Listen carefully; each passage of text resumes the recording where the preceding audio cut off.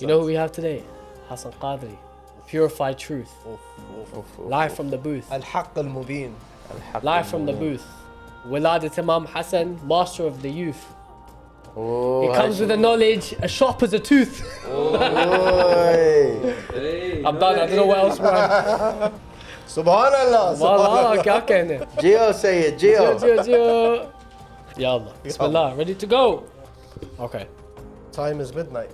Literally after Maghrib. Alright, we aim to end 1 on the dot. Bismillah.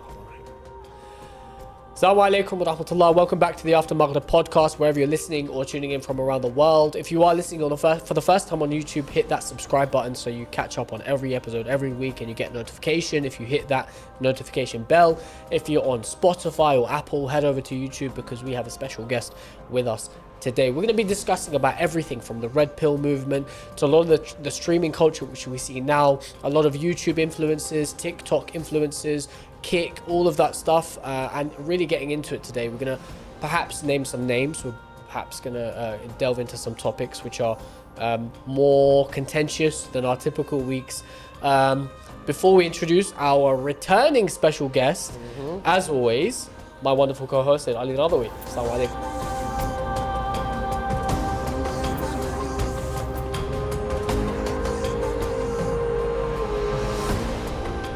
Assalam wa rahmatullah. How are you feeling about the podcast today? I'm excited.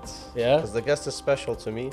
Yeah. And I'm sure everyone loves listening to him. Yes. And this topic is one that's I'm going to learn from, I think. Yani it's one that I think many of us are talking about and thinking about over the last few weeks, especially with the rise of influencers and people converting to Islam and big names and big shots. However, you are to me like Harun is to Musa. Habibi. Yeah, I don't know what to say to that. So you always kind of put me in a position. I'm like, what do I even respond? MashaAllah. So, for those who don't know, we last did a podcast with our dear brother last year where we talked a lot about the online culture of debate and polemics and the search for knowledge and truth. And truth is what we seek. So we have re-invited our dear brother, the purified truth, Hassan Al-Qadri. Assalamu alaikum. Wa alaikum assalam. How you doing, bro? I think we need a round of applause for you. Making it back. I need the handshake. So honoured. I need Mujtaba to clap his hand as well, please. Much. Thank you. How you doing, bro? We're recording in Shahr Ramadan. Yeah. How's your Ramadan going? Well, it's actually been alright. Yeah. I'm not gonna lie, I was thinking, oh God, this one's gonna be, is it gonna be hard? Came to it, was alright. Alhamdulillah. I think the more busy you are, the easier it is really. This year has been easier, by the way. Yeah. I'm not sure if it's, well, definitely the short hours of fasting does play a role, but I haven't felt it. I haven't felt the struggle. Something about it. Maybe it's the weather. I'll tell you what, about being busy, yeah, now I'm really busy. So I'm trying to, it's the month of the Quran, and I'm just trying to keep up with the Quran. And the busier I'm getting, the harder it's becoming. But that's, like a massive challenge that we face. Either you're too bored or you're too busy. But either way, you have to have the motivation, the attention to learn, to connect to the Holy Quran, to study. Like, these are things sometimes we take for granted. When we do have free time, we take it for granted as well. Yeah. And a lot of the time, we may use our free time to waste time. So we start playing games. We maybe have like meaningless conversation. And to be honest, a lot of people now are really jumping on the streaming culture, which is obviously what we want to get into today. The red pill movement, looking into topics which are expert topics, dialogue on topics which you need years sometimes of study or behind closed doors discussing. Where do we begin? So before we kind of get into it, I want to set the scene. Imagine I'm someone who's through and through Shia. I've never been to a majlis. We begin at Ghadir Khum. Okay, we begin at Ali wa Allah. Yeah. Sayyid Ali, mashallah. And, we're a Shia podcast. Of course, yeah, Ali. So, I mean, look, for someone who doesn't understand the magnanimity of this discussion, the importance of having this conversation, where would you begin? Are we talking about the red pill, yeah? Yeah. Let's make that red pill green. And the culture. The culture of it, I mean, it's become widespread now. I mean, there's so many different podcasts and things like that, and it's become a really big thing, and it's kind of become the forefront of the fight against feminism. So it's become like women versus men kind of thing. Yeah. And I think that's a shame that it's like that. I think this movement has come about more as a reaction towards feminism. And I'm not gonna say that everything they do or say is wrong, but I do think if we as Muslims that abide by the Quran and Sunnah, by the way, let me clarify something. Every time I always get this question on we social know what you media. mean by Quran. When I say we know Quran what you and mean by Sunnah, Quran Hassan, and are you Sunnah. Shia? yeah. I'm getting worried. You know what it is. So I think you said it last time. I think it's important to You You mean explain. the last time. pristine teachings Yes, of Rasulullah? but no, because Yeah. the thing is, people think, because we have this thing where it's like, no, but Rasulullah said Quran and Ahl al-Bayt. It's like, guys, yes, wallah, this is what he said, we get it.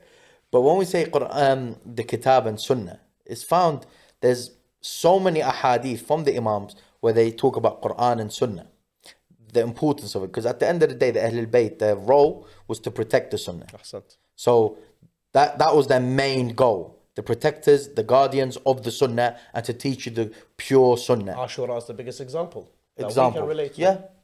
So things like that. So I just want to explain it. But yeah, like I was saying, I think people that abide by the Book of Allah, the Sunnah, and abide by the teachings of Ahlul Bayt, alayhim wassalam, you take the good and you leave the bad. But we have to know what's the bad. For example, I think within the Red Pill movement, they talk so much about how bad women are, how bad, or how, excuse me for saying it, like how dumb women are or something like that. And it's just like, okay, it just seems like you've never met a good woman. And I think, alhamdulillah, within the Muslim community, we've seen what a good woman is and how they reflected the great women in the past. Yeah. Lady Khadija, Sayyidah Zainab, Sayyidah Zahra alayha salam, Sayyidah Maryam, Asiya, and so on. And I think, it's become more of a reaction. And when a movement becomes a reaction, they kind of slowly start to lose their, how do I want to say to you, their real objective. It's the same thing with, for example, the Nation of Islam. Yeah. Okay. It became a reaction towards, the racism in America. Yeah. And then slowly it just failed because their biggest advocate, which was Malcolm X, just was like, I went to Mecca and I'm seeing the white, the brown, the black, everyone's going next to each other, Do you think that happens a lot of the the time Kaaba. when you focus a movement or an ideology on Yeah. a personality, a fallible personality who is prone to error, prone to issues like that? And that tends to happen quite a lot. And we've seen it with so many examples, both within Islam and outside of Islam as well. It happens quite a lot as well. That's a good point. Mushtaba, over to you. We're going to put you on the spot a bit, Hassan. Yeah. I've got a question, but I'm thinking it might be controversial. Go Go for on. it. But let me just tell him what we're doing first. Yeah. Oh. Since you last came on, Yeah, but it's not a blind ranking. it's not. We started doing this thing where we ask our favorite guests, in fact, pretty much every guest, to do where we want to know you outside of the conversation, and for you as well, off the minbar, outside of the discussion circles. So we kind of put you on the spot. We sometimes get people to rank food or ask what their favorite Football superpower teams is or- or This is who their gonna- favorite I love that. reciter Yeah, go on. is. This is gonna make or break. Go on, Mushtaba. I've got a funny one. Yeah. If you had to assemble a team of 5 Shia Avengers, who would you put in that team? That's a solid question. Isn't it? I think first has to be Sheikh al-Mufid, Oof. one of our classical scholars. By the way, it could be like today, guys, reciters. Yeah, Maraji, we can get to that. I would say Sheikh al-Mufid. he's up there. I would have to say Sheikh al-Saduq. Okay. I think he's, if not, probably our greatest muhaddith. And that's controversial for me to say. So al-Mufid, al-Saduq. I would have to say contemporary, Sayed Ali Hassan from the organization Al-Bahith. That's 3. Another 2. I would have to say someone that's not, I mean, he died, what was it, I think 20, 30, 40 years ago, something like that. Sheikh Tustari. or as they pronounce it, Shushtari, I think it is. He has a book called Qamus al-Rijal. Amazing scholar. That's 4. That's throughout the whole of history, right? Yeah. So it can be Yeah, from the you haven't Ashab given as us- well. Even today. Oh, wow. Even I you- missed you've out. You've gone Ahmed solid. Salman. He's got one more? I love Sheikh Ahmed Salman. Wallah, I love him. He's legit. He's something He's else. amazing. Yeah, he's amazing. I went to Umrah with him. I spent a lot of time with Wow. him. Mashallah. Actually, I saw him debate someone live. Beautiful. Yeah, it was funny. It was the His funniest thing I've debates ever. are- The guy is sitting there. He was like, "Yeah, you Rafida should be killed," and he's like, "Yeah, no problem." No problem. And then, There's my neck. and, yeah, no, and then he's just throwing rockets, but he doesn't. The guy didn't realize it. Yeah. I mean, if you lot are saying throughout history, I thought I have to mention some of the ashab. What have I got? One more. One more. This is the No, give us someone today. Give us someone today. I did Sayed Ali Radhawi. Okay, I don't know him. You don't know him. I don't know. So he tells I you don't the speak purified Arabic, truth, and he doesn't know it. He was there like Basim Karbala. Ahmed was expecting Sheikh Nuru. Yeah. I'm thinking we need some like I would have to juicy probably ones. say. I'll probably have to say Zurara bin A'yan, the companion of Imam al-Baqir and al-Sadiq. Ahsan. alayhi wassalam. Salam. But Solid yeah, companion. otherwise I would have mentioned other companions. Why did you but pick Zurara out of all the companions? Because- you could have chosen. There's a riwayah attributed to Imam al-Sadiq. He says if it wasn't for Zurara, and he mentioned a few other companions, he goes, the knowledge of the prophets would have perished to that extent. Wow. And he's our biggest narrator as well Yeah. in the books of hadith, or one of the biggest. And I think his story is unbelievable. What he went through was unbelievable. His conversion story. He was a Sunni before, converted. His whole most of his family converted. I didn't know And they became him and his brothers, and his sister. Basically, there's a statement by one of the scholars. It says there isn't a land from the land of the Muslims where you don't see a mufti from Ali A'yan. And for about 2 generations, they served the imams. So Ramadan A'yan is unbelievable. Go on, Mushta. Let's go for That's the a second solid one. I like this one. I like this game. No, that's the only question. I'll come up with the other one later. Okay. Well, if you was gonna ask me for food, I was gonna say Ozi, but we'll continue. Yeah, alhamdulillah. Okay, cool. So let's get back into this conversation. Okay, Said, I know this is when we discussed this behind the scenes initially. I'm still learning. Yeah, That's go what I on. was going to say. Yeah, So, yeah. what are your thoughts on this?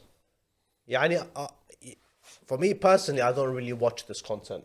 I know it's out there. I see it sometimes when I scroll. Sometimes people send links and things.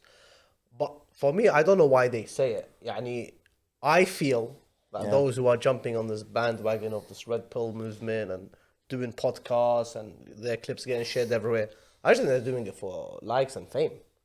Because do they really mean what they say? Because half the time, as you said, it's just degrading to women.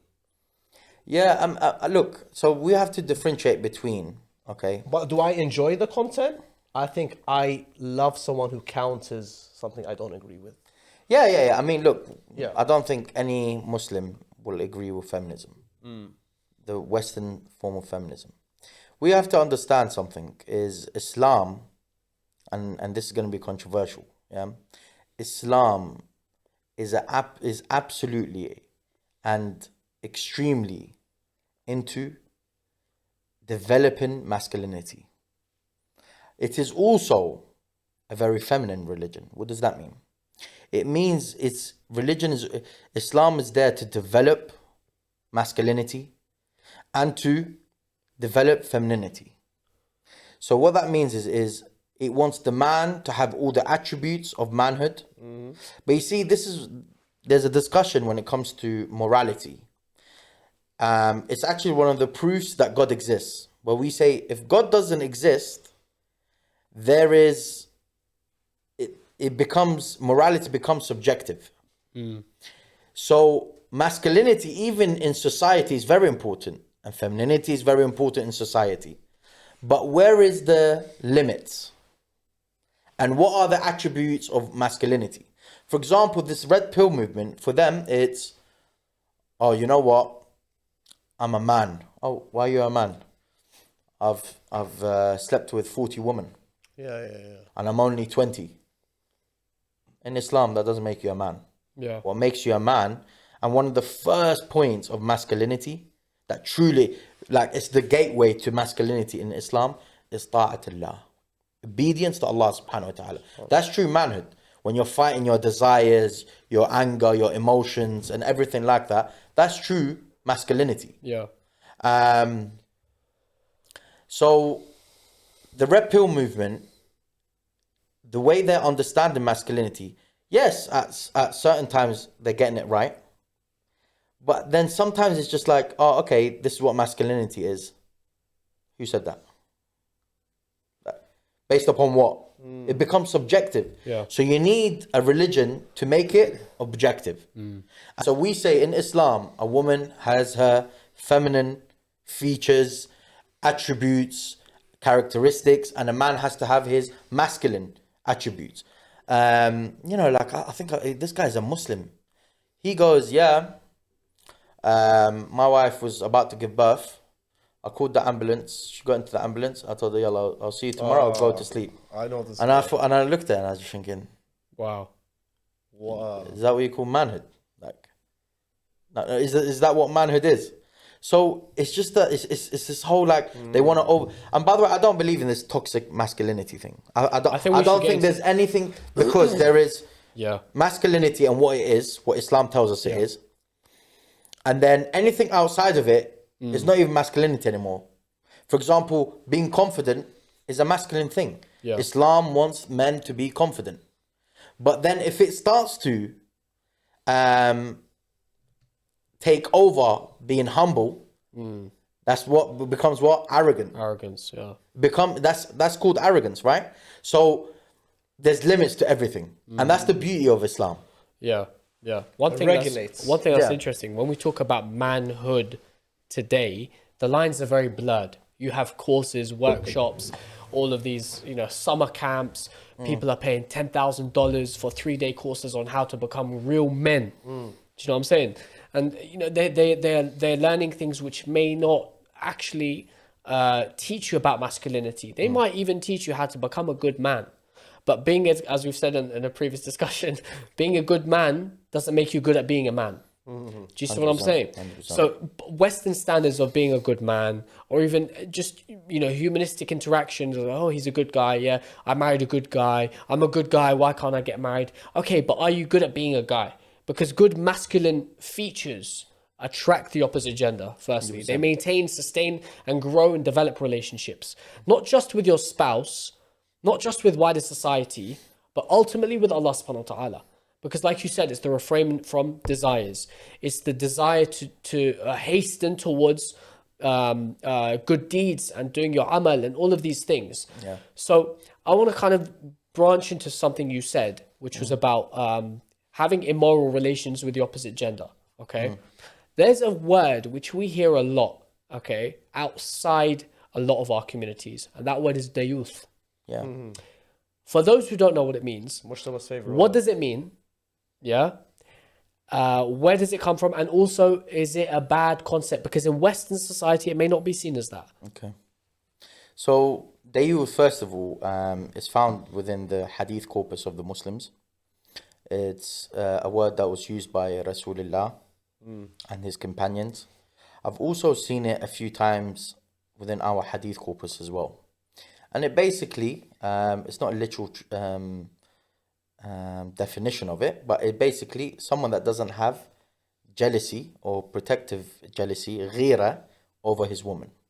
And this is one of the things as well, this is the thing about the Red Pill Does it movement. apply just to his wife? Or is it also for Woman someone- folk, Okay. his woman, but mainly obviously your wife, because she's under your protection, right? In that sense. But so, for example, when you get to the Red Pill movement, a lot of them that follow it's like, masculine, I'm strong, I'm this, I make money, he's wearing shades, and you're like, Allah, you look at him, you're like, wow, you're amazing. But then his wife, he's dressed like, inappropriately, and he's shown her to the world. Showing her off, yeah. And it's just like, sorry, my friend, objectively speaking, That's not what men do. Why do you think Muslims do that, by the way? I've never understood. I've never I think it's understood. getting out. Do you And think I it's can't- cultural? Because there's a lot of cultures which exacerbate. By the way, it more comes than from a others. few things. Cultural. Sometimes some people just do it out of more like they're trying to be cute, or they're just doing it out of love. Like, you know, here is my wife. Like, this is me and the family. I get it. They don't mean bad. Well, the point I want to get to is that I think they're genuine in what they share. Yeah. In terms of they're not trying to show their wife to the Yeah. world. But I think that's what's the opposite is happening basically. Yeah. Listen, I see no reason for a Muslim man to show his wife to the world. Now, listen, I'm not saying it's haram. Okay? I'm not saying it's haram. I think some scholars would say, Muslim scholars, yeah? But it depends on how you're doing the pictures. But I'm just saying, from the culture of Islam, Right. why would you ever want to sit there? You're in front of a mountain. And yeah, look, it's nice. You've taken a nice picture with you and your wife and your kids. Beautiful, no problem. Why would you want to upload it? Like, why does the world need to see your wife? Like, why does that random guy that you met a few times, you're not really close to, why does he need to see your wife? So that's what Dayouth basically is. It's someone that doesn't have ghira over his woman. And by the way, I think this is one of the downfalls of our generation. Is like, you know, just quick snap, picture.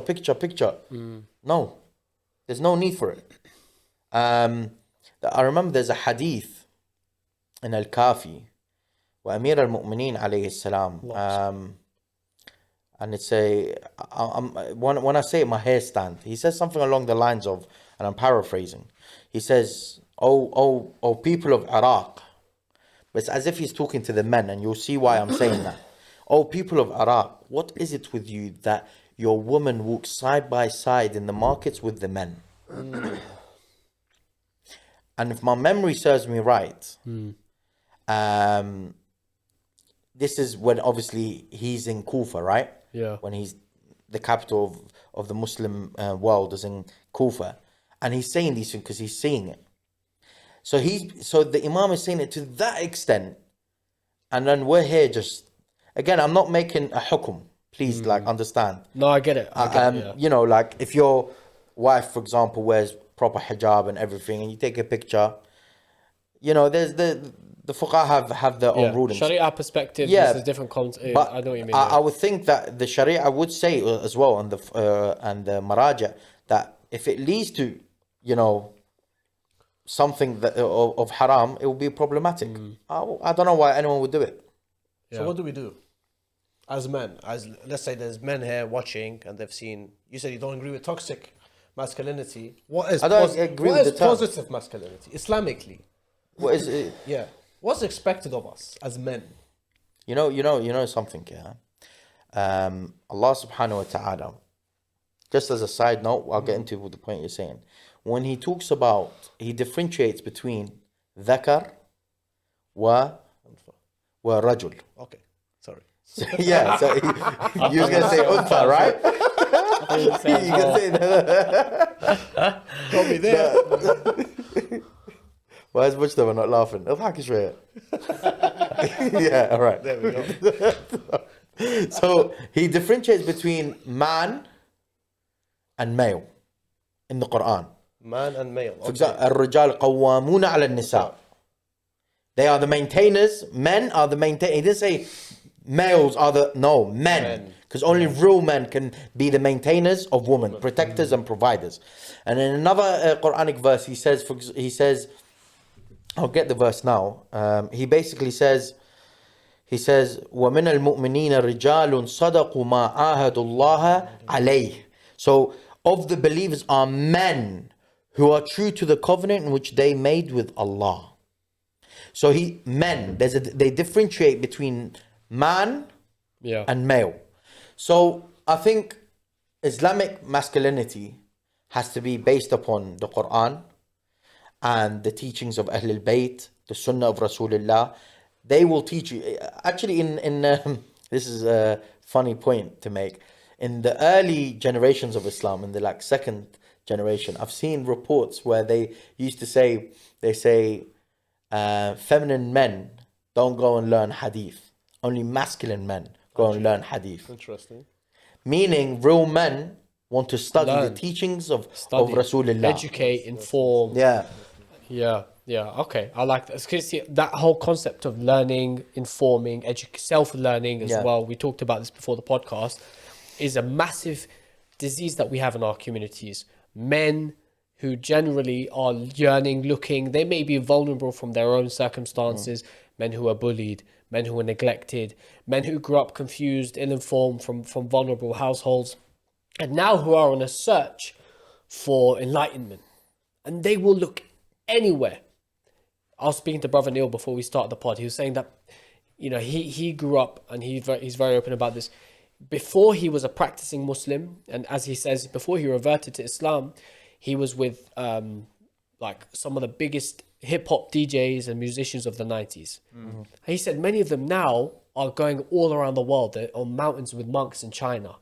He said a couple of weeks ago, some of the biggest rappers who used to be, as we all probably know them from the 90s, went to Umrah 2 weeks ago. The point being is that there is a Which yearning. rappers? Busta Rhymes and all of that. Really? Yeah. Alhamdulillah, Different alhamdulillah. conversation for another day. Yeah, alhamdulillah. Wu-Tang Clan. Anyway, but like a lot of these guys are searching for enlightenment. And I think we all innately have that as men. Now, a trap that young men are falling into, Gen Z, millennial age men, is that from a young age, we feel this a culmination of societal pressures, the desire to monetarily earn, the desire to keep your dignity high as a man, amongst what societal pressures and social media expectations are upon us, and then looking for men who we feel aesthetically fits that appearance, a certain type of clothing, a certain body type, a certain type of language, which includes swearing and whatnot, speaking in a certain tone towards the opposite gender. And then I found that in the last year or so, Islam has crept into that conversation where it's become fashionable to a degree to become a Muslim. So you have influencers, you have streamers, you have public figures who've made their name off talking about male issues, who have now adopted Islam, and now Islam has become part of that conversation online. So you've got men who are looking for education and enlightenment and who are now turning to Islam for the right or wrong reasons. Who is to blame? Firstly, is there anyone to blame? But secondly, if there is someone to blame, is it those who are falling prey to these and listening to these kind of guys? Or is it those who are maybe adopting Islam sincerely or insincerely and then bringing it to the world with whatever level of knowledge they have? I know it's a loaded question, but Deep That's a AK-47 type of question. RPG incoming. Grenade. So let's break down the question. So simplify it for me. okay, I'll simplify Because it. you threw like... Firstly, is it wrong that more people are coming across Islam through such means? Yeah, streamers and whatnot. Yeah. If it is wrong, who's to blame? Is it the guy who's listening and believing and taking this knowledge in and taking it as gospel, or is it the guy who's preaching? It depends on the streamer. Like, for example, from what I've seen from Andrew Tate, for example, who's become Muslim and probably one of the most influential men in the world right now, if not the most influential. He talks about Islam. He just talks about it from his experience and why he became a Muslim. But I don't see him like trying to teach people Islam. And I think that's actually a humble thing from his side. I That respect he's that. not. I respect it. Like even like what's his name? That guy Sneako. Yeah. He does it. He usually brings on like his teacher, or let's say friend, or the guy that helped him convert, Uthman ibn Farouk. Yeah. Sheikh Uthman ibn Farouk, and he brings him on, and like he'll start talking, and he more or less listens.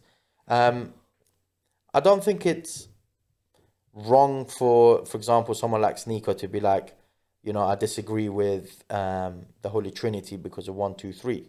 I don't think that's wrong. And I haven't really seen him trying to sit there, like preach Islam like he's, a student of knowledge.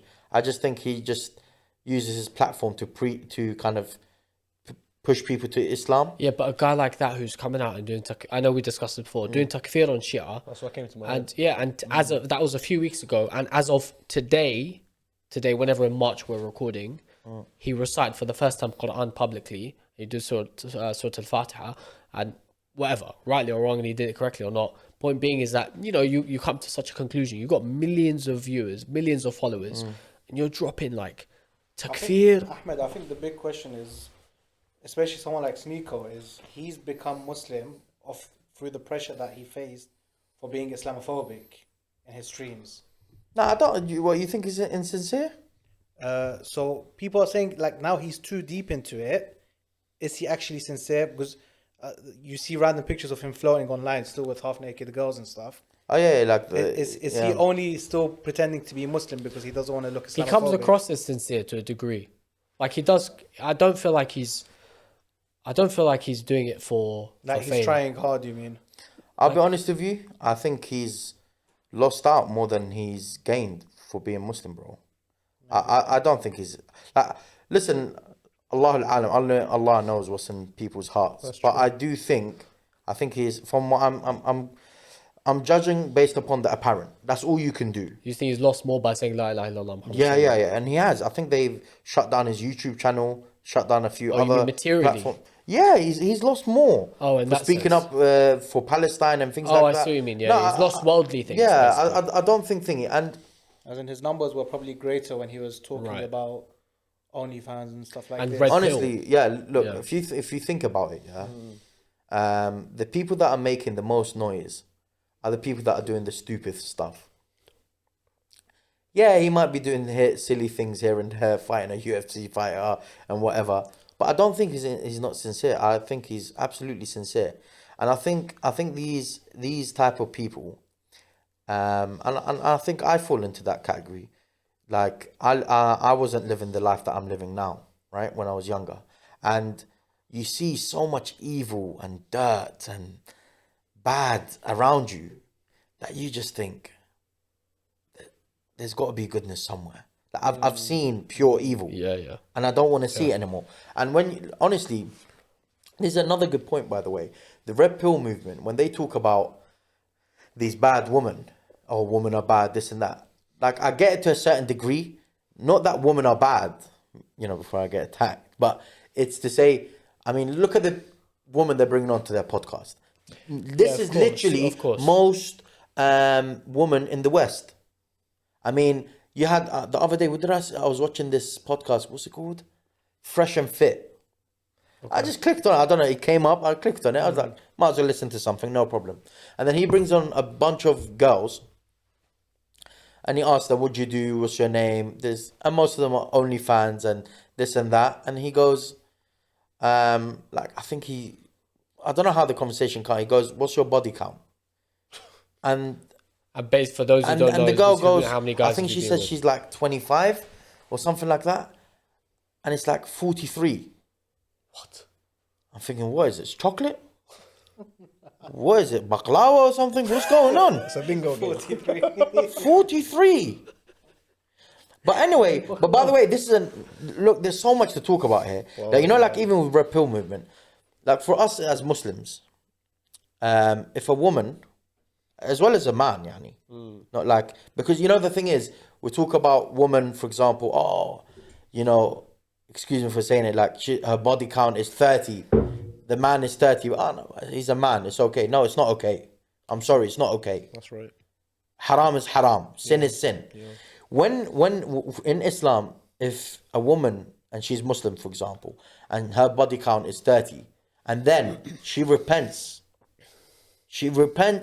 from her heart, sincerely from her heart, full tawbah, then khalas, no one's allowed to judge her. Yeah. Also, you will commit a sin if you do. And that's the problem with this Red Pill movement, is that it's just like, they're just savages. Yeah, it's relentless. Yeah, and it's just like, I get it why you guys are sick of it. I mean, I'll be too. I mean, there's no such thing as honor or dignity anymore. But this is the problem with the West. The West has created this. Yeah. They've destroyed what a woman is. They've destroyed what a man is. The sanctity of a human body, human soul is become corrupted. 100%. Unfortunately. And it's just exacerbated by social media. 100%. And all of that. I don't think it's helping at all. 100%. On a more light-hearted note, how would you compare it to like MoDeen or him coming out on a boxing match with players playing? I want to hear your thoughts, because obviously you know our dear brother Muhammad. more personally.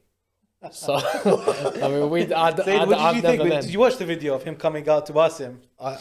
For me, I was it- like, you know came what, out he to Basim? smashed He it. came out to When Basim on the Wow. boxing When match. I heard Basim, I nearly did that gun finger. I'm not gonna lie. Hey, And came then out to like Basim. me, I was I respect about that. Imam Mahdi. I'm like, you know what, he smashed it. Like from that aspect. Yeah, I don't watch MoDeen's content, but Or for example, he started off with him and Neon reciting Ayatul Kursi, which is Fair play. on a live stream with 200,000 well, people look, watching. MoDeen, wallah, I think he's genuine. Genuinely, I genuinely believe like he's genuine when it comes to his Islamic beliefs. When it comes to, I'm not gonna say he does everything for likes and for views and all of this. I'm sure there is an aspect to it, but I don't speak for him. That's something he can speak for on his own behalf.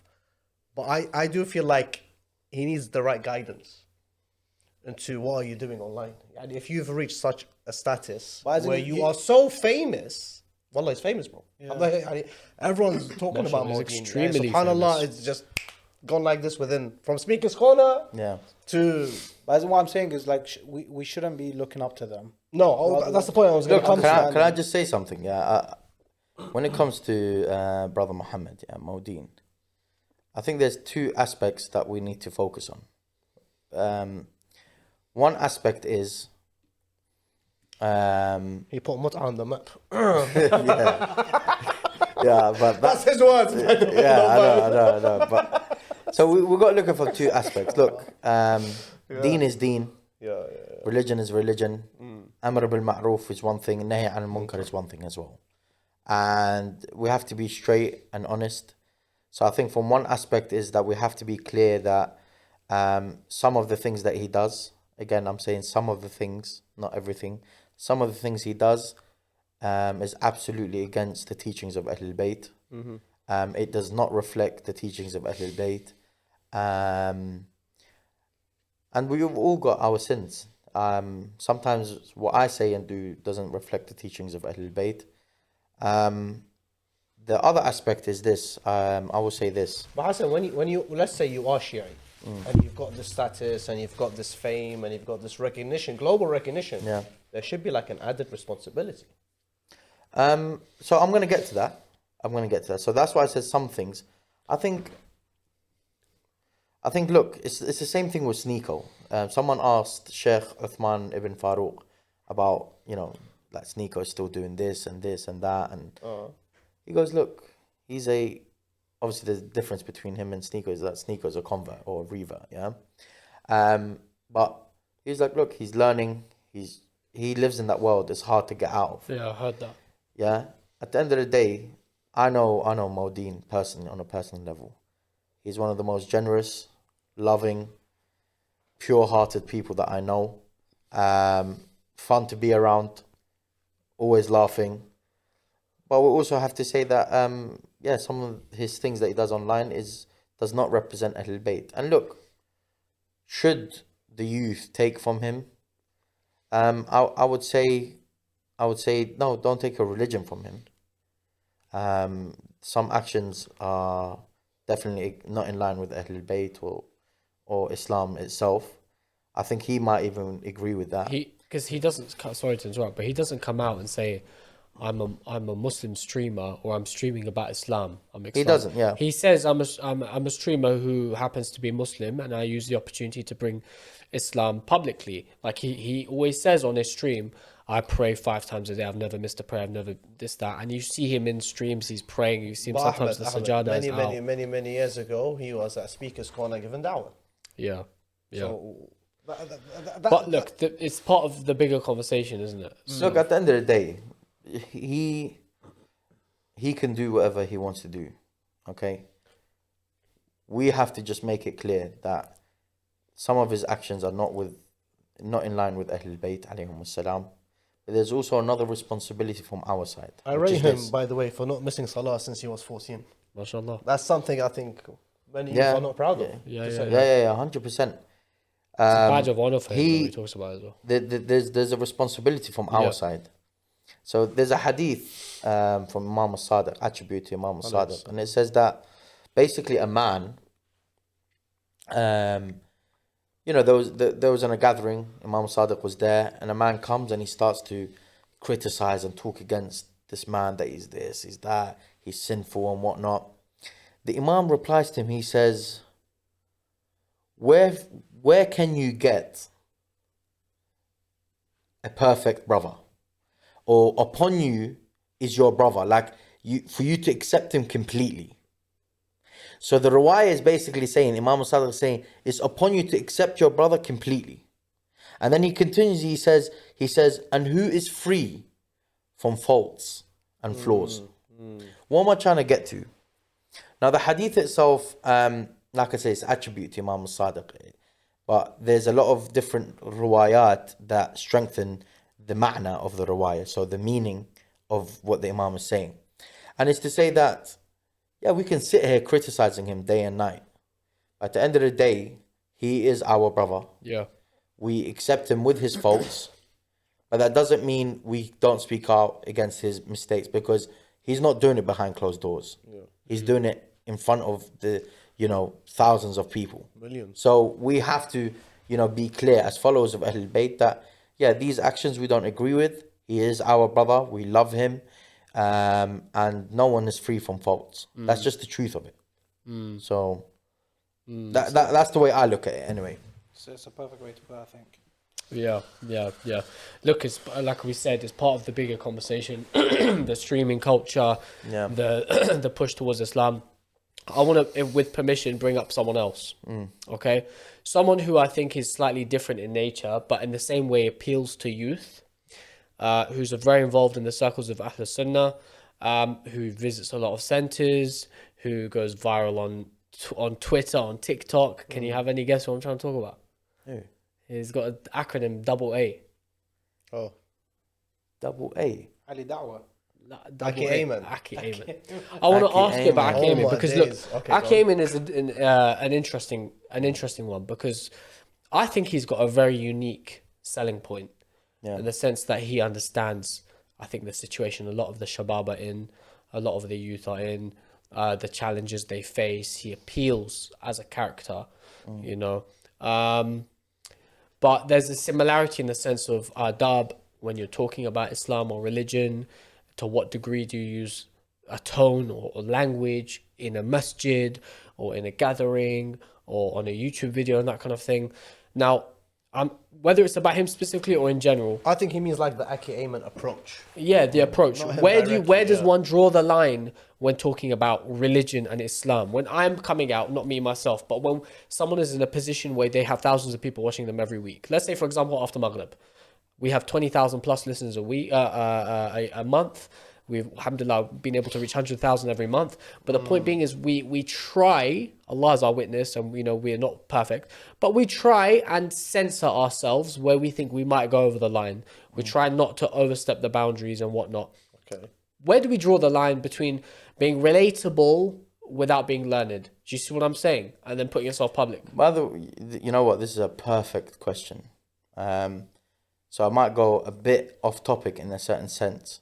I think I'll answer about Akhi Ayman.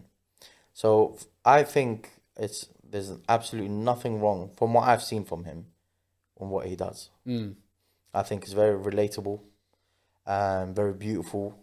What he does, yeah, of course, there's a bit of slang, this and that, but that's fine. He's not claiming to be a scholar. Yeah. He's not claiming to be a student of knowledge. That's one thing I like about him. And you know what? He's not going into mad details about religious stuff. He's just saying the fundamentals of religion, for example. Pray your prayer. Pray your prayer. Be good to your parents. I've seen him talk about how someone can disrespect their mum, yes, girls, sisters, their hijab, how to deal with the other gender. Stay off the streets. Yeah, stay off the streets. Drugs, gang life. I don't think there's anything wrong with that. Yeah, bread and butter. By the way, to get to what I want to get to, because I think it was a question that, we can move on to a really important discussion, which is, I truly feel if we, how I want to word this correctly.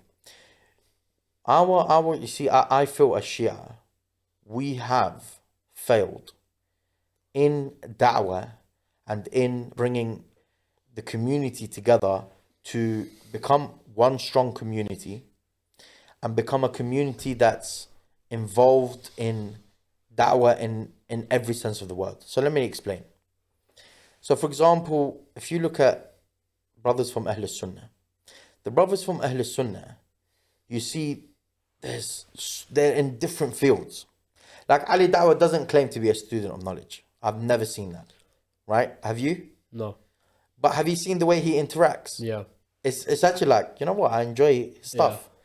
Then you have, on the other side, Sheikh Uthman ibn Farouk. Yeah.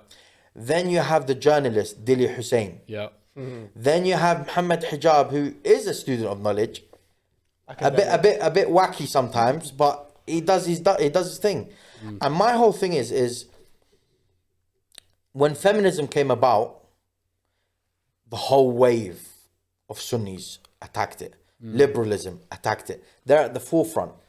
LGBTQ. When I say this to our brothers and I'm sitting down, they're like, yeah, but we're oppressed. Yeah, but we, what's it called? There's not many of us. And you know what? That's one of the things that really makes me sick. Wallah. You know why? As a Shi'i, you should think like this. One of you is worth 1,000 of them. One sister is worth 1,000 of their sisters. That's what you need to... You are the followers of Ali bin Abi Talib. You're the followers of Sayyidah Zainab, Al-Hassan al-Hussein, Ali bin al-Hussein, Muhammad bin Ali, Ja'far bin Muhammad, Musa bin Ja'far, Ali bin Musa, Muhammad bin Ali, the Imams of Ahl al-Bayt alayhum as-salam. Allah. You should be so great. You should be on top of the world. Allah. Like, I'll be honest with you. When I walk into a Sunni mosque, and I know they know me, I walk in with my head high. We need to change the way that we're thinking. No, but there's not many of us. What do you mean there's not many of us? When Rasulullah fought at Badr, the opponents, the enemies, the Kuffar, there were 3 times the amount of men that the Rasulullah had. They had over 1,000, they had about 300. You know, so it's not a numbers game. We have to be more efficient. It's quality over quantity. And we don't have that. We don't have, like, I'm not going to mention names now, yeah? But we had, like, for example, a media outlet, a Shia media outlet. Honestly, I was like, when you go through, you're like, you might just, you know, don't say you're Shia, just go and be a Sunni or something. It's just like we're always defeated. The defeated mentality doesn't get us anywhere. Enough is enough. I'll tell you a story about a man called Ibrahim bin Muhammad al-Thaqafi. Yeah? Listen to this story, wallah. This man lived in the 3rd century after Hijrah. And he was known to be a historian. But he wrote a book called Kitab al-Ma'rifah. And he was in Kufa. In Kitab al-Ma'rifah, the book was basically talking about the virtues of Ahl al-Bayt and then the mathalib of their enemies. So he's talking about all of the bad actions and basically the bad things they did. And then it was said to him, the people of Qum will send him a letter like, come to us. Because the people of Kufa are basically, you know, the reduced price Shias. Yeah. You know, like, no, don't do that. Diet Maysir. Shias. La, Maysir. Yeah, like, Maysir. Don't do that. And yeah, you know when you go to Tesco's, and then there's that part, Club it's got all the price. yellow stickers, Yeah. and then better of the Best before Iraqis, Asians, what everyone's fighting Yeah. to get. They're the type Last of chance Shias in to buy. Kufa. Yeah. So the people of Qum are like, come to us. He goes, tell me where the furthest place from the Shia is. Furthest, not in distance, in Aqidah. Who's the furthest away from the Shias? The Nawasib, those that hated the Shia and Imam Ali, right? Where were they? In Asfahan. Wow. It was Down the road. Nasibi Central. Yeah. So he goes, no, I'm not going to come to Qum where there's a lot of Shias. I'm going to go in the middle of them and start promoting Tashayyu and talking about against the enemies of Ahl al-Bayt. This is who we are. We're built upon the backs of men like that. That's how Tashayyu got to us. But we're here, no, but we need to be in every field. the journalist. Like, I think Dilly Hussein is doing an absolutely amazing job. Why is it when Piers Morgan, for example, this whole Palestine thing was happening, and he was bringing on all these Muslims to discuss the Gaza, Israel conflict and all of this stuff, why did he not even think about bringing a Shia? Shall I tell you why I think that was Go on. the case? It was approach. It's the way we brand ourselves. It's the way we speak. All of that stuff. You mentioned about the approach of someone like Akhi Ayman. The guy he speaks directly. Muhammad Hijab speaks directly, and Muhammad Hijab spoke articulately when he went on Piers Morgan, for example. The second one. The second one was. I'm not going to say that he did not. That we don't have those people. On the contrary, we have those people. But as a community, maybe it's just the people I know. But we are guarded. We're soft spoken. We are, we sometimes we don't engage in an environment where which may be messy. I have to interrupt you. Go on. Billah ta'ala alayk. And we're all here, yeah, lovers of Aba Abdullah. Just him, yeah? Yeah? No, I said all of us. I don't know about Mujtaba, but here definitely, yeah? Yeah. When Sayyidah Zainab, alayhi salam, she was in Damascus, and she gave her khutbah, she shook the whole empire. Ahsant. So this whole soft-spoken... I'm not saying it's the right thing. Don't get me wrong. I'm saying that is the way a lot of us are by our nature. We need to start changing. I'm not saying it's the right thing. What I'm saying is that the characters that we mentioned earlier, the 5, 6, 7 names we mentioned, a lot of them have... And why has Muhammad Deen become so global in his name? It's because he's direct. He's got no filter, and at times it can be positive. No, MoDeen. At times it can be positive, and at times it can be detrimental. No, listen, MoDeen... My his personality is just funny. That's why he was getting all the views. What I'm saying is the directness, the lack of a filter. Yes, look, we talk about the Palestine thing. But don't forget. So I have to differentiate. In our senses, sorry, bro, we're not going to allow in a Jum'ah khutbah, generally, a brother like Akhi Ayman to come to the front and start talking about linking girls. No, but he doesn't do that. He does do that. I'm not saying it's bad. Not for khutbah to no. I saw a video. No, not khutbah to Jum'ah. I don't think so. On the contrary. Has he done khutbah to Jum'ah? I think it was just a normal Friday. No. Ahmed. on Friday. No. Maybe I'm not saying he gave the khutbah. I don't think so. But in a Jum'ah gathering. I think maybe I'm wrong. You have scholars, maybe like Sheikh Ahmed Salman, who is soft-spoken, but at the same time, he's powerful. Yeah.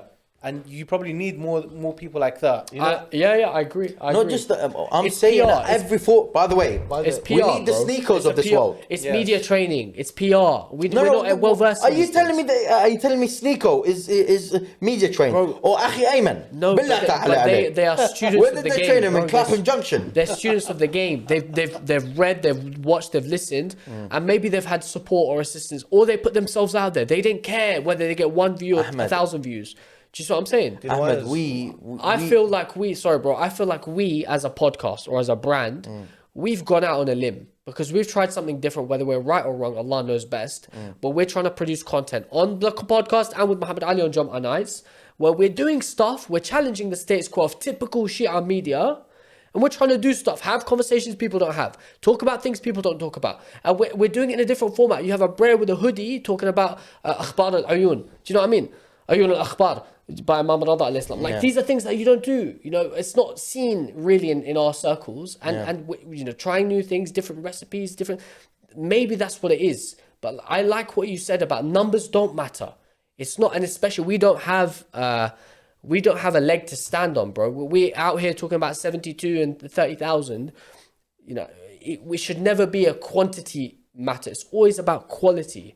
Always about quality. But I'm just very curious to know, about the reasons why there may be a lack of engagement from the youth, and whether it's the fault of maybe us as maybe brothers who are in the late 20s, early 30s, mid 30s, who are not doing that. Maybe we are, but we're not doing it right. Do you see what I mean? Where is it? Where's the flaw? We are so connected. Being a small community has this advantage. We have 60 centres in the UK, 70 centres, maybe 100 centres in the UK.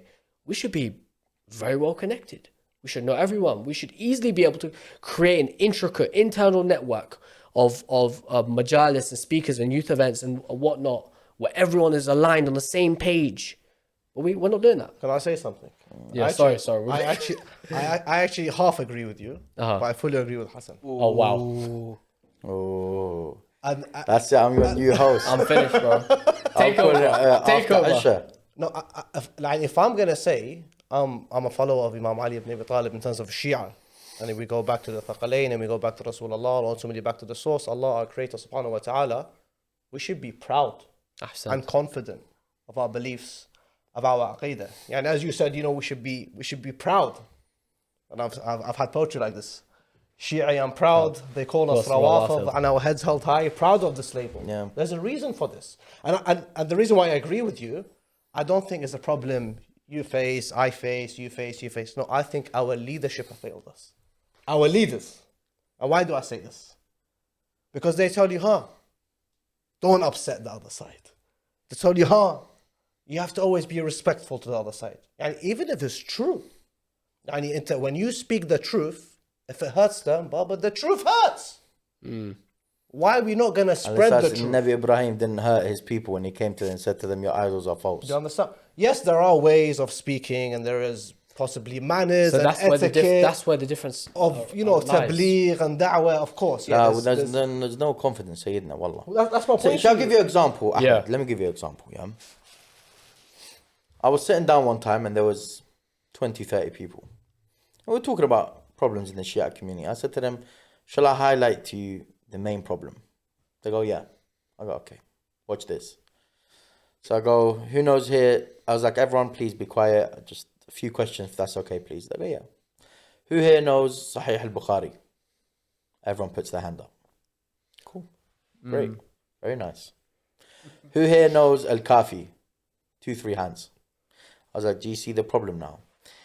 We, the Shia, don't even go back to our books of hadith to know what our imams say. Yeah. We've become so unconfident that it's like, yeah, but I'm not a scholar. Habib, I'm not telling you to derive ahkam. I'm just saying read, try to understand, talk to your friend, message a scholar, be like, I found this hadith, what do you think? Yeah. Try to understand. I'm not saying you become a faqih. You know our classical scholars, there's a scholar called Al-Najashi in the 5th century. He goes, we in Baghdad in a masjid, we used to sit there studying Al-Kafi. We need to bring back the culture of Al-Kafi. We need to bring back the culture of Ahadith. We need to bring back the culture of the Quran and Sunnah. Well, I want to read you out something, yeah? There's a scholar called Al-Shahid Al-Thani. He has a book called Muniyat al-Marid, yeah? Muniyat al-Marid, yeah? He says, listen to this. He says, in his book, so he writes, this book is basically the etiquettes of how to seek knowledge, the etiquette of dialogue with other students, the teacher, and so on. Brilliant book. And it's been translated, by the way. You can, ICAS have published it. He says, it is the most important. He, the student, must begin by mastering the memorization of the book of Allah Al-Aziz perfectly. That's one. But listen to this, watch this now. For it is the foundation of all sciences and is foremost. And our Salaf, he uses the word Salaf, yeah? Don't get scared, it just means predecessors. Used to only teach hadith or jurisprudence to those who memorize the Quran. And by the way, I'm talking to myself. It's not like I've memorized the Quran, right? But this is how far we are. Yeah, man. This 100%. Is how far we are. We don't even know Al-Kafi. How do you not know Al-Kafi? What have you been reading? Bro, it's not that. It's not just that. It's the 4 main books of the Shia we can't name. But we talk about Sunni, Abi Dawood, Hakim and Shapuri. We talk about random books of Ahl Sunnah wal Jama'ah. But if you ask what's the 4 main books of the Shia, they don't know. We don't know. And even if they do know, by the way, they've memorized it. You'll be like, okay, follow-up question. Have you read them? Just Al-Kafi. Why?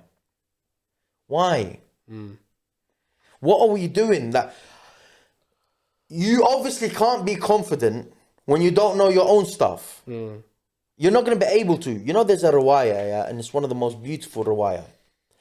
This riwayah, it basically says, Imam al-Sadiq tells, he says, Ya Zurara, and I'm paraphrasing, yeah? He says, Ya Zurara, there will come a time upon the people where the Imam will be hidden. He will go into occultation. And he goes, and what should we do? He says, to be upon what you are upon. if you're not going back to the books of hadith, how are you going to know what they was upon? Yani, we're already bad with the Quran, but now we're bad with hadith too, which is even worse. Why are we in this state?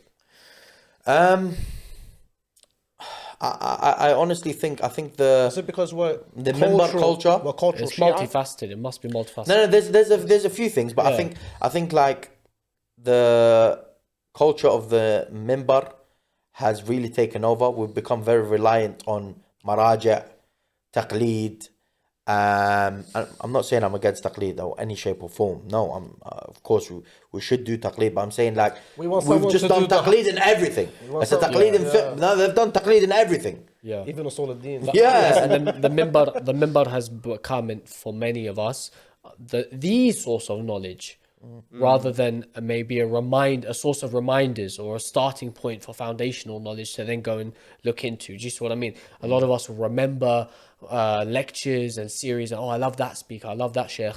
Do you know what I mean? And then that will be like, my Islamic studies for the day done. Do you get me? And it's multifaceted. Like, it comes down to curriculum within our madrasas. It comes down to like you said, the muraja and the way we learn about our scholars and the sciences of, it could be anything, ilm al-rajal, it could be anything. Like, on a basic level, foundational knowledge should be something we should all seek. Yeah, foundational knowledge should be something we all gagging for seek. Hassan You to get- chat, sorry. What did you say? You said Irfan. But you get me, like, as in we أستغفر لي. whatever is romantic, كالذنوب التي تحبس الدعاء. whatever's romantic, basically, we'll learn about. I heard, I saw a reel maybe a few weeks ago. It was like the sheikh said, he goes, we will learn, and not that it's wrong. Don't get me wrong. We'll learn every detail about every part of the different maqatil literature, where Imam was struck, how many strikes he had on his body on the Yom al-Ashura, this, that. Every detail. But basic information about any of the other Ayman alayhim as-salam, we won't know. Or we won't know a verse of the Quran. And I speak to myself first and foremost. And of course, it's hard for a lot of us, Same But here, at the bro. same time, like, we're grown men. Like, we study, degrees, and we have jobs, and we have expertise in industries. We can apply like our brains to a different topic, but when it comes to this, it's like there's an apathy which exists. I don't know what it is. You know what's crazy? You saying that most of the ashab of the Imam were businessmen that were traveling around the Muslim world. Yeah. Like, for example, there's a companion called Hariz Sajistani. Right. He was from Kufa, but he used to go to Sajistan, and he was a Which oil is where? seller. Sorry. Sajistan is basically Sistan, where say Sistani is from. Iran. Yeah, Iran. Okay. And he would sell oil, ghee, things like that. He was an oil seller, and he was a faqih. All of the ashab used to basically go back to his book on salah. Most of our ahadith on the ahkam of salah go back to his book. You know that, yeah? It's just Ghee in Sistan. Yeah, That's and crazy. listen, he was a big businessman. Yeah. The huge businessman. This is what I'm saying to you. There is, by the way, every single Shi'i should be a faqih. Faqih, not in the in the technical term of what is used today. Faqih as in he understands the ahkam, the sharia, the Quran, the sunnah, the hadith. He understands these things. But we're not even there. I think like we need to start for example, they do courses. Like if you look at our brothers and sisters from Ahl Sunnah, like I remember, I mean, when I was a kid, I would go to the masjid. They would have like how to discuss with a Christian, Yeah. a 5-day course, how to discuss with Shias. Oh, Yeah. That one was I had solid. one when I was in uni. Yeah. Yeah. Things like that. So interesting. I saw a Sunni kid once walking around Cricklewood with a book that says How to Destroy the Shia. How to destroy the Shia. you know, They if get- I they saw get him, them ready. I just spotted him, and then he would have got happy. I'd be like, "Yeah, I'm Shia. Thank you very much." Let's put your training into practice. Yeah, let's do it.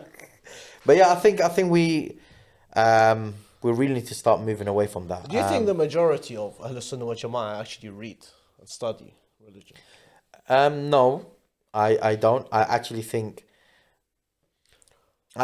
from a Because it's not fair we're just talking about the Shia here. No. So I'm not saying let's talk about them, but generically, we're talking about Muslims here today. I'll tell you what. So I don't think so, but I think you see, I base it upon success rate. Okay. So I'll tell you, for example, if you start a business now, and then 6 years down the line, you're gonna look at your success rate. How was it developing every year? When we look at our community, and we look at their community, again, I do not want to see anyone say to me, they have more people, we are oppressed. Stop playing the victim. Stop it. Just be a man and let's do this. When you look at their success rate, the amount of converts they have, if you look at the events they're holding, and listen, like, look, we as a community, or let's just say we had Shia Voice. How massive was that? So we have the capabilities. Let's be honest. So we can do things. If you look at their events, if you look at the amount of students of knowledge they're producing, if you look at the books that are being written, the books that are being translated. Yeah. I mean, Al-Kafi, what it got translated, I think it was like over 20 years ago, but no one really knew about it. How many people knew about the translation of Bukhari?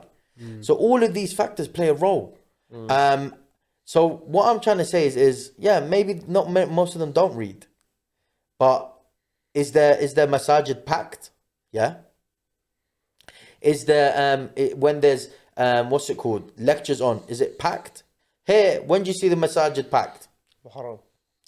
Do you see it packed in Ramadan? Hassa al-Akbar now for Quran. Is it packed? No. It's growing in numbers. It's good.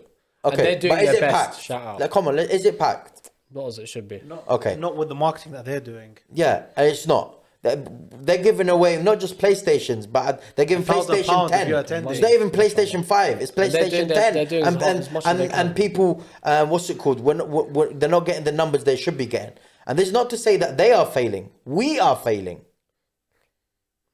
My whole thing is I'd rather, like he was saying, let's talk about them. No, I want to talk about us because I want to progress. I want the community to progress. We need to start moving forward. Beautiful. Ahsant. Yeah. There's so much things I have to question about my life today. So maybe kind of going cyclical and coming back to the beginning of the discussion, there are distractions everywhere. There are things that we can get pulled into. Sometimes we live in a fallacy and we think, true knowledge and enlightenment lies with understanding sociology and how the human brain works and how gender works and stuff. Well, we've got gems and we've got treasures at our disposal. We've got people of knowledge within, minutes away from us. We have books of ahadith, like you mentioned, the Holy Quran on our shelves that we don't touch and it gathers dust. Like, do we take that as true knowledge? You mentioned about rijal, and what was the other word you used? Dhakar wa? Dhakar wal rajul. Well, rajul, and we're talking about men and masculinity, males versus like men. Like we've got the Holy Quran at our fingertips, and we're completely wasting. Do you know what I think it is, Ahmed? This has just come to my mind now. I think our problem is, as Shia, is that when we want to learn something, so I'm not speaking about scholars and those, students of houses and things like, let's say myself and people like me, Zian. If we're going to learn something or research something or trying to explore something new, something different, we're doing it not because we want to, inshallah we are. Well, I don't think we're doing it genuinely to get closer to Allah subhanahu wa ta'ala. I don't think we're doing it because we want to increase our knowledge and build our understanding of our faith and our aqeed and everything. No, it's because we want to prove a point. To say that I understand this point and I can destroy you in this point. It's like, by the way, we've become reactionary to Sunnis. Yeah, so just like the red pill movement to feminism. I'll only go to learn something to counter you. To prove my point that I'm right over you. And we fall prey to this, especially me. Like if you ask me to talk about why does Shias pray on the turba? In my head I'm like, this and this. Do you know what I mean? But if you ask me something which will only apply to us or something that all Muslims do. By the way, even when we answer that question, we come to defend Shia rather than say this is God's law. Yeah. Shall I tell you how? Let me give you a story, a quick small story. It's a funny one. So I realized throughout the years, we'll be talking to, like, let's say, like a Sunni person, yeah, and then the Sunni guy will, you know, you're talking, it's all happy, like, yeah, mashallah, this. Where you from, brother? Yeah, my father grew up in Iraq. My mom's from South Lebanon. Shia? Yeah. Really? You're Shia, bruv? These are like the Do Uber journeys. you know what I did? Probably Shia, innit? Yeah, do you know what I did? I reversed the psychology. So what I do now is I'll be talking. Where you from, brother? Sudan. MashaAllah. Sunni. Yeah. Really? You're Sunni? Yeah. Why are you Sunni, bruv? That's And they're saying that no one's ever said that to them, because usually they're the ones that have their foot on top of our heads. So when I said that, they'll be like, what? Like, they're confused. Like, I reversed the whole thing to them. So my whole thing is reverse psychology. yeah, it's just and that's how we need to be, by the way. Not reverse psychology, no, but it's for us to be like, Yeah, to be I am proud. a Shia. I am the powerhouse. It's pride. It's good pride. I am on haqq. Yeah. I am on haqq. I'm happy. Have confidence, but to have confidence, don't have empty Yaqeen, confidence. يعني, it's yaqeen. Confidence based upon Al-Quran or Sunnah and evidences and proofs. That's what we need to be like. But we've just Sheikh X, he said Imam Ali said this. Okay, can you prove that Imam Ali said this? This is the difference. We have to start going back to our books. We need to have the culture, the culture of Al-Kafi, the culture of reading ahadith, the culture of reading the chains of the chain of narrators. We need to have the culture of sitting down with scholars and discussing real issues. You know, like I sit down. Wallah, the other day I was in a Q&A and there was a few other mashayikh. The questions. Why do we... There was one question. Like, they were like, yeah, I can pray with a Christian. What? I can pray with a Christian. No, you can't. Like, what type? Can I pray with a Christian? Why do you want to pray with a Christian? He's saying Allah has a son. So why are you going to pray with him? The questions are just crazy. What did the sheikh say? Wallah, he was like, astaghfirullah. I was like, no, brother, no. Okay, Like, yallah, he felt sorry for him for even that question. As in someone from the audience asked that. Yeah, but it's just like priorities are not. in the Well, right we places, asked this, we asked the wrong questions, by the way. Yeah. Bro, even like let's just go back to Sneako a little bit. I've seen so much questions you asked about Shia, like can a Salafi pray behind the Shia? I don't know if you guys have seen this. Yeah. Like all his videos is why is Shia like that? Why the Shia is like that? Why do they ask this? Bro, do you know what's mind blowing? Some I know obsession, we're one gonna last wrap up. obsession. No, I don't. To be fair, I've only seen him do it a few times. Oh, Say many it. times. I know we're gonna wrap up. You've but seen him just, do it many times. Maybe it's my algorithm.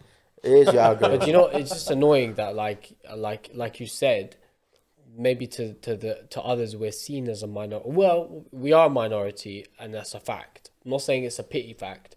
I'm saying, but if you are a school which is 95% or whatever it is, 85 to 95% in the Muslim world, why is one of the first things that converts or reverts learn is about a minority sect, which if you're so convinced are ghulat and are, you know, all doing the wrong things, why is that one of the first things you learn about? Do you get me?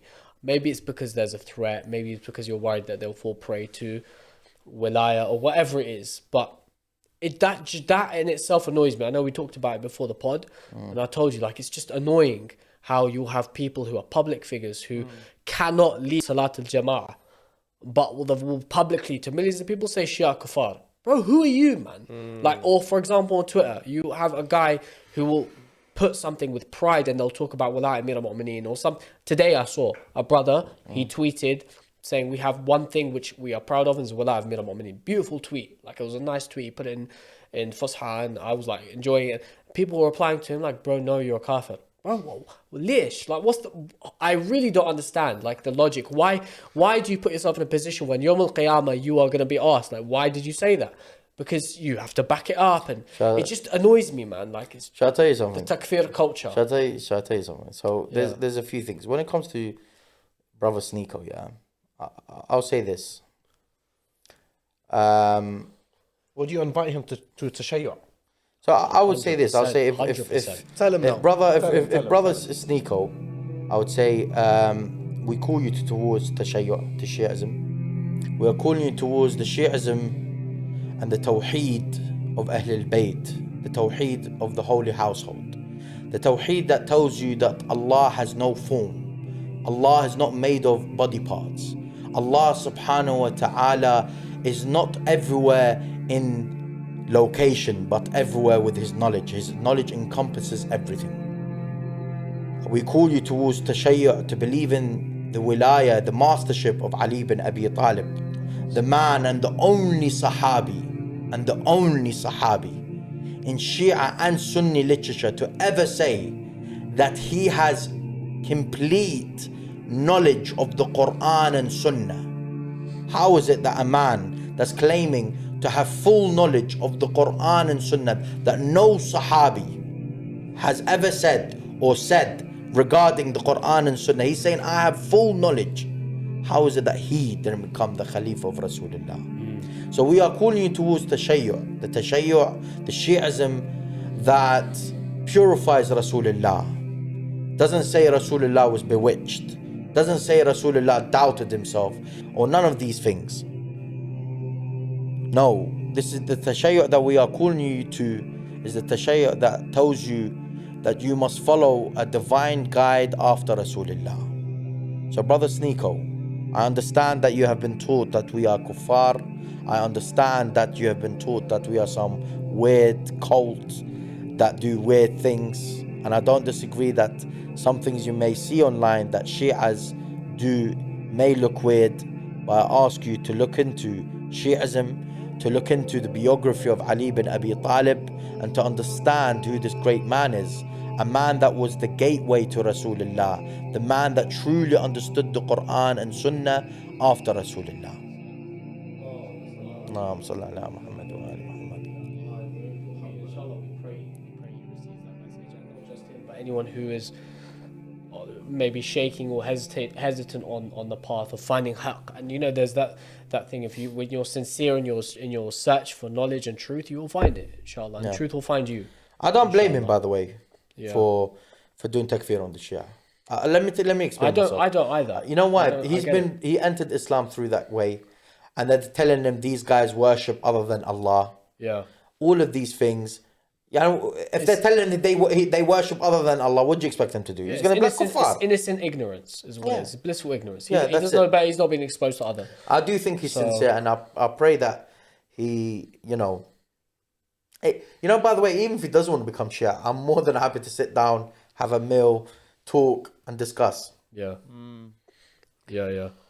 So, Hassan, thank you so much, bro. Thanks for coming on. Habibi. And thanks for letting. I think we've done a whole 360. What a conversation. Yeah. Alhamdulillah. Next time maybe we'll do the green pill or. Yeah. Next podcast with Sneako. Yeah, I like that. Yeah. Ahsan. Thank you so much, Habib. Allah yahfazkum. Sayed, how do you find it? By the way, to tell you the truth, I was so tired before this conversation. So was I. I'm not gonna lie. I am fully awake right now. By the way, when you see me stuttering a lot, it's usually when I'm tired. So forgive me. No, you did amazing. And you've made me question myself on a number of things. So thank you.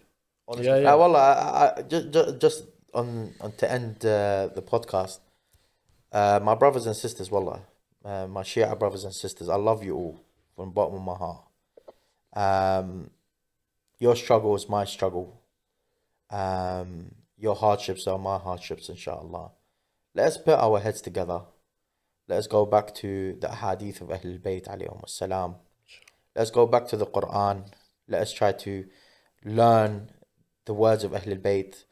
The only thing that is physical, the closest thing to something being physical from Ahl al-Bayt are the words. Their words that have been, transmitted to us through these books of hadith. Yeah. So let us go back to the books of hadith. Let's start doing circles where we sit down, we just go through a hadith and talk and try to learn these different hadith sciences. And may Allah elevate all of our statuses and ranks and guide us, inshallah. Ameen. Ahsant. Ya Allah. I hope you guys enjoyed that podcast as much as we did. I feel like we've had a full journey. And if you are here and you still made it, you made it to the end. What shall I change camera, please, bro? An hour and 30 minutes in. Huh? An hour and 30 minutes. Ya in. Allah, Ya Allah. If MashaAllah. you've made it this Still far, guys, thank you so much. I hope you've enjoyed as much as we have. We've learned a lot. Hassan, so great to have you on again, bro. Thank you so much. And Allah inshallah, we'll yahfadhak. have you back again for a third time. Hopefully, you'll be our first guest who's come on 3 times, inshallah. So we'll make it Inshallah. happen, inshallah, Inshallah. soon at some point in the future. But yeah, remember us in your dua. Inshallah, likewise. Habibi. Take care, everyone. We'll see you next week. And yeah, take care. Assalamu alaikum wa rahmatullahi wa barakatuh. Wa alaikum assalam wa rahmatullah.